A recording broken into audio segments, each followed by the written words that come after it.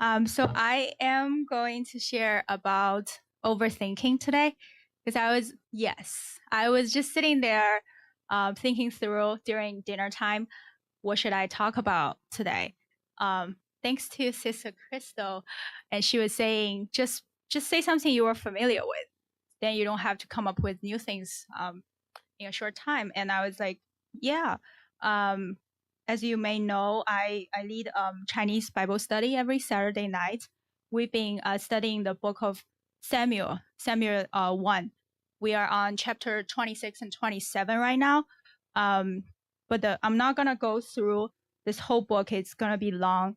But the whole book of Samuel 1, we're going to study the Samuel 1 and 2.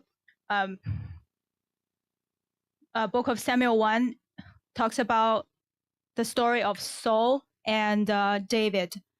And the whole story is about how Saul was step by step, he became a failure at the end, and how King David was chosen by God instead, even though he made a mistake, but he trusted in the Lord and became a king, and one of the greatest king in the whole history.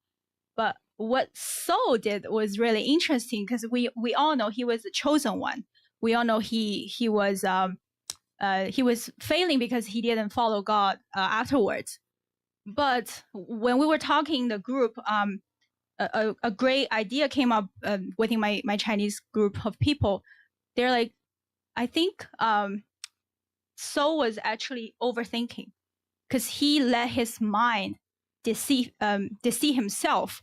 He was thinking about David might be too strong, David might be too powerful, David might be able to kill him. Step by step, led Saul to entertain his own thoughts and overthink about this whole situation.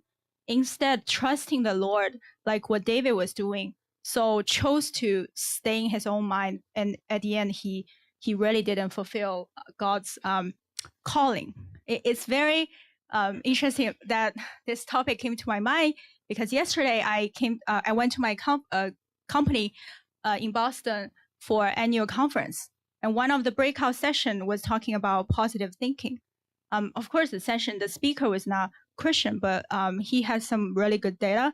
He was saying, according to the National Science Society, 80% of our thoughts are negative every day on average person. So I was in the audience, right? I was like, that's not going to be me. I am a very positive person. Then later on, I happened to be in an elevator with the founder, CEO, and the CFO. 3 people and myself were in an elevator. They were trying to go to the second floor with the C-suite. They're in the second floor. I'm trying to go to the 4th floor to my department to talk to somebody. And then during the break time, these negative thoughts came to my mind immediately. When I see them waiting with me on the elevator, I'm like, oh, what am I going to say? They're not going to understand what I'm going to say. Oh, it's going to be so stupid. What am I going to say? So all these thoughts already came to my mind at the time.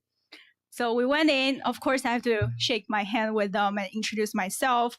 I didn't even finish my so-called elevator pitch that I prepared in the past. The CEO, his name is Aman, he already said, oh, I know you and I know your team does a great job.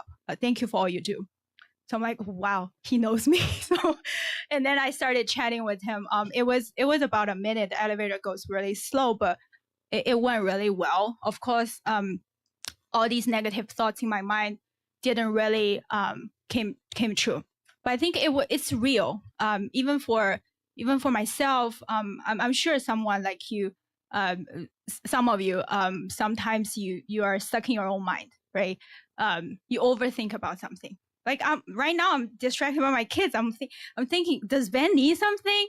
Is he okay? Because I almost didn't even come here today because my kids are having this stomach bug for a week. So I was like, what if they threw up again like last week? What if something bad happened? I have to leave again. I might just stay home with them. If I didn't come, I wouldn't be here to share this topic with you.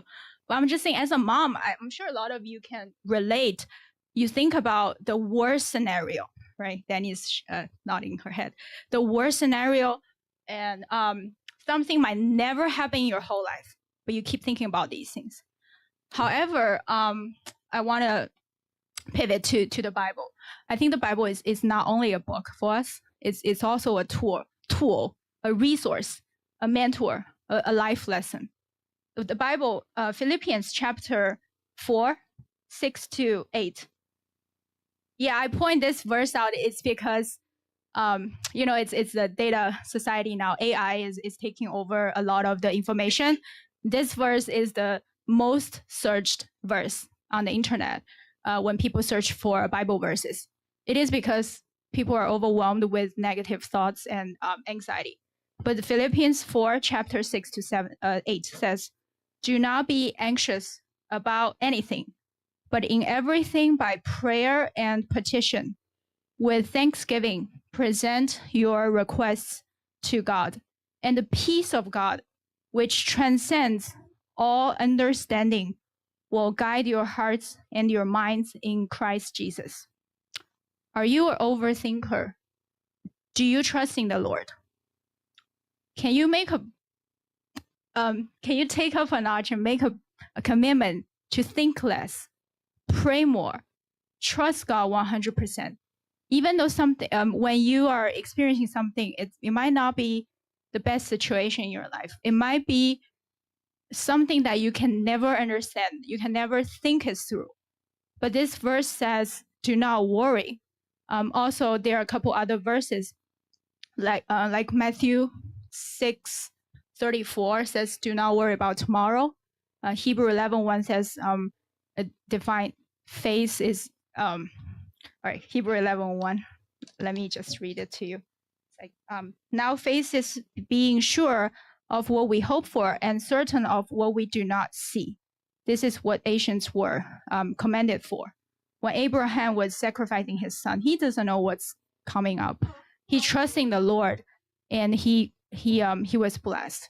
My point to share today is I think we can all relate. Some of us in sometime during the day and in some moment in our life, we all overthink. We think about the worst scenario. We worry about the future. It's human nature. Like my kids, we were coming here. They were already asking me, what are we going to do this weekend? What are we going to do in summertime? Like Ben's already asking about the future. Living at the moment is the most difficult thing, but it's what the Bible teaches us to do. Pray, be in the moment, and do not worry about tomorrow.